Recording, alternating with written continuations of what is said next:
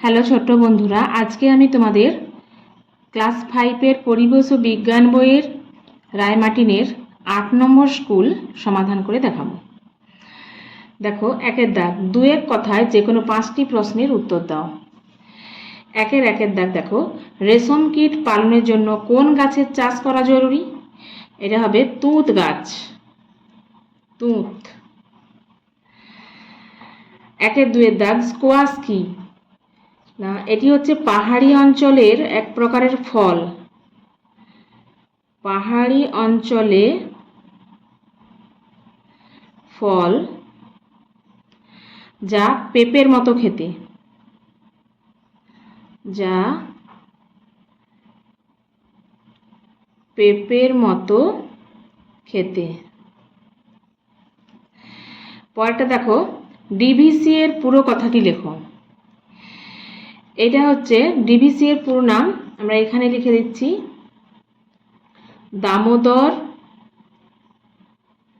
Valley corporation, valley corporation.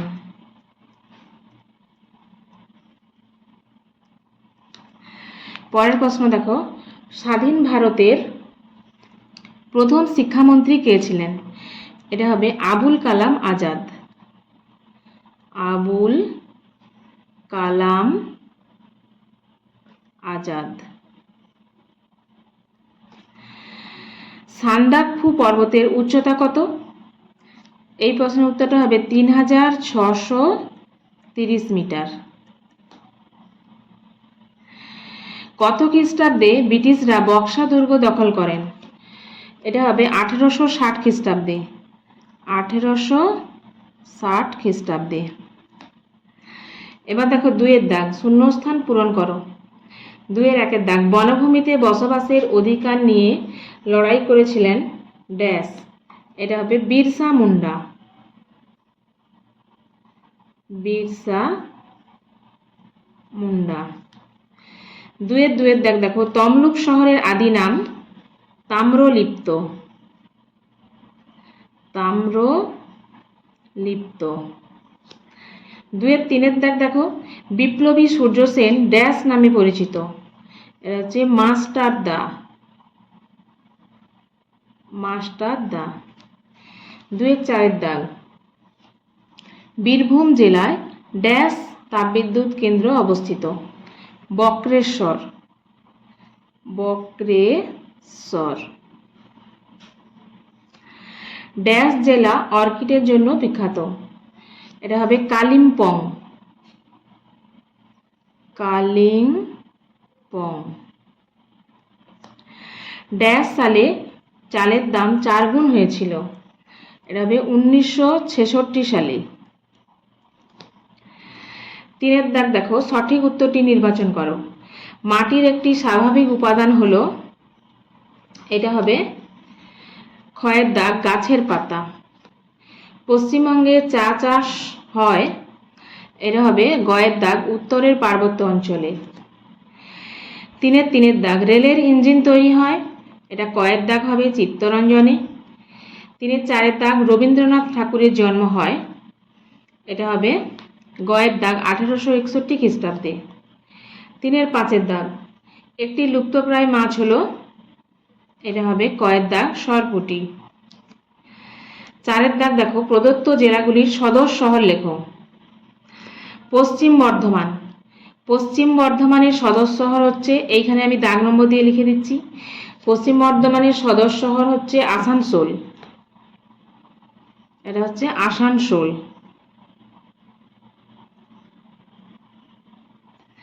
পরের প্রশ্ন দেখো, 4-2 দাগ, কোচবিহার, কোচবিহারের সদর শহর ওই কোচবিহারই থাকবে, কোচবিহার।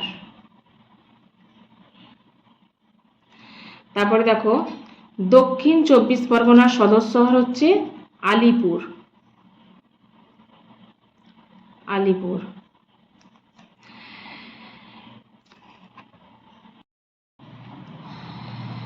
এরপর দেখো 5-এর দাগ, আমরা সাধারণতন্ত্র দিবস পালন করি কেন?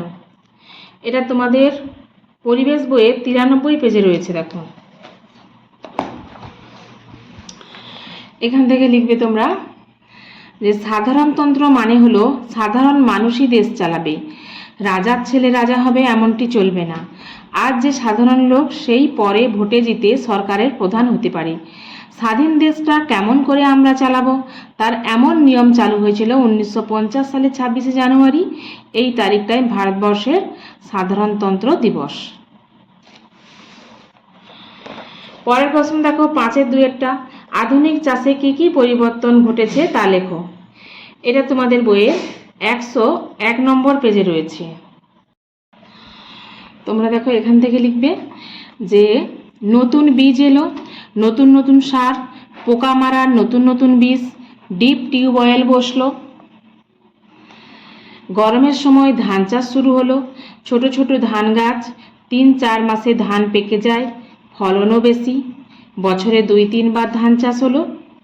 এবার লিখবে যে সার কীটনাশক ব্যবহার বাড়লো, কিছু কিছু অব্যবহৃত জমিও কাজে লাগানো শুরু হলো।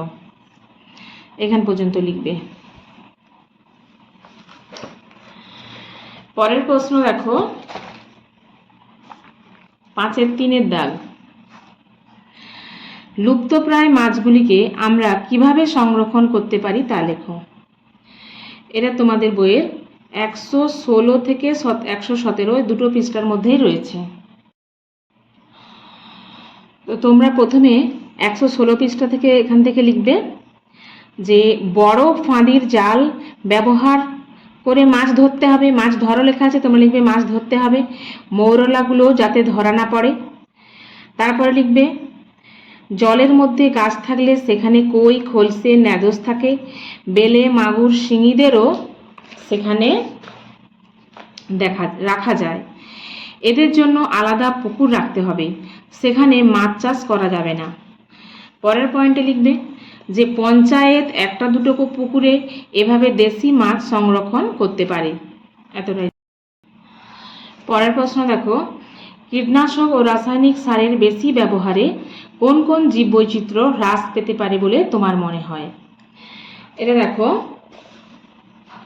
এখান থেকে লিখবে যে শুধু রাসায়নিক সার দিলে ভবিষ্যতে জমি নাকি মোটে ফসল দেবে না, বেশি রাসায়নিক কীটনাশক ব্যবহার করলে জমির বন্ধু পোকারাও মরে যাবে। বন্ধু পোকা মৌমাছি, প্রজাপতি, রেশম পোকার মতো অর্থকরী পোকারাও হারিয়ে যাবে। এখান পর্যন্ত লিখবে।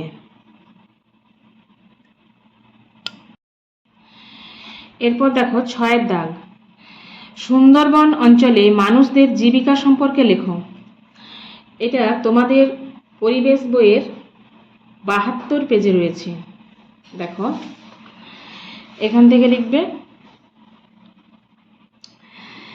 যে এখানকার লোক নানা রকম কাজ করেন, চাষ, মধু সংগ্রহ, নৌকা তৈরি করা ও চালানো, মাছ ও মিন ধরা, কাঁকড়া শিকার। এর সঙ্গে একটু জুড়ে দিতে পারো, মিন থেকেই তো ভেড়িতে গলদা চিংড়ি আর বাগদা চিংড়ির চাষ হয়। মেয়েরাই বেশিরভাগ নদীতে নেমে মিন সংগ্রহ করেন। এই পর্যন্ত লিখবে। 6-এর 2-এর দাগ দেখো, প্রাকৃতিক সম্পদকে মানুষ কি কি সম্পদ তৈরিতে ব্যবহার করেছে, উদাহরণ সহ আলোচনা করো। এই প্রশ্ন তোমাদের এর উত্তরটা তোমাদের পরিবেশ বইয়ের 85 এবং 86 পেজ, এই দুটো পেজে রয়েছে। দেখো তো প্রথমে 85 পেজ থেকে দেখো কি লিখতে হবে। এখান থেকে লিখবে যে প্রকৃতিতে ছড়িয়ে আছে অনেক সম্পদ, সেসব নিয়ে নিজের স্বাস্থ্য ও বুদ্ধিকে কাজে লাগিয়ে আরও অনেক সম্পদ তৈরি করেছে মানুষ।